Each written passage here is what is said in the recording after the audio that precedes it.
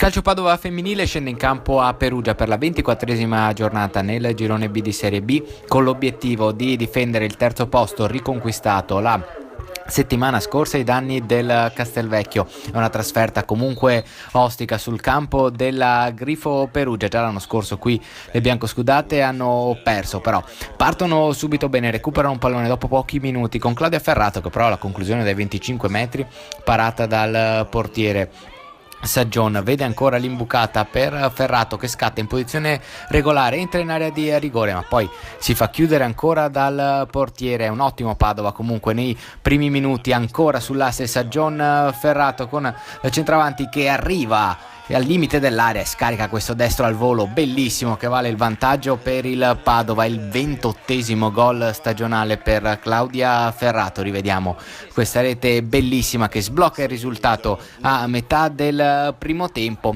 Verso la mezz'ora poi il Perugia si fa vivo per la prima volta dalle parti di Donà con questo colpo di testa di Brozetti parato dal portiere biancoscudato. 37esimo minuto, Giubilato si invola solo davanti al portiere, viene stesa così da Alessia, fallo da ultimo uomo e l'arbitro giustamente espelle il difensore di Perugia. Rivediamo Giubilato che ruba il tempo all'avversario, che non può far altro che estenderla, e quindi al 37esimo del primo tempo il Perugia rimane anche sotto di un uomo. Il Padova deve approfittarne, dopo pochi minuti colpisce anche un palo con questo colpo di testa di Claudia Ferrato. Si arriva nel secondo tempo e Perugia non si mostra affatto doma. Vediamo con questo tiro di Tuteri che però sorvola la traversa. Poi guardate che occasioni colleziona il Padova verso il 65esimo minuto.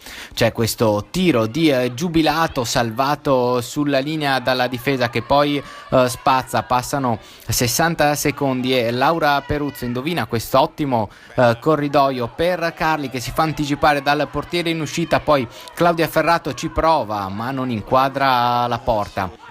Ancora il Padova con Giubilato che fa tutto da sola, si invola velocissima, numero 11 biancoscudato, che però poi si fa chiudere ancora così dal portiere in uscita. Il Padova sembra non riuscire a chiudere la gara, ma poi al 70esimo minuto c'è ancora questa azione con Claudia Ferrato che entra in area di rigore, batte con il sinistro il portiere. Ancora una doppietta per Ferrato, 29esimo gol di una stagione strepitosa. Il Padova che si porta sul 2-0 e sembra essere assolutamente in controllo della gara, ma si arriva al 78esimo minuto. C'è questo calcio di punizione per Perugia, il colpo di testa vincente di Bianconi che riapre la sfida.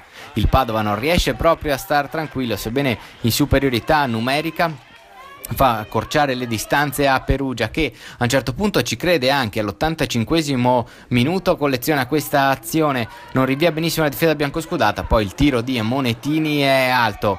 Si arriva poi nei minuti di recupero con Carli che serve Catuzzo in profondità, riesce a tirare con il sinistro ma non inquadrare la porta, poco male perché dopo 5 minuti di recupero finisce la partita. Il Padova trova una nuova vittoria per 2-1, allunga a +4 sul terzo posto rispetto al Castelvecchio. La settimana prossima, domenica prossima, sarà attesa il big match contro Vittorio Veneto.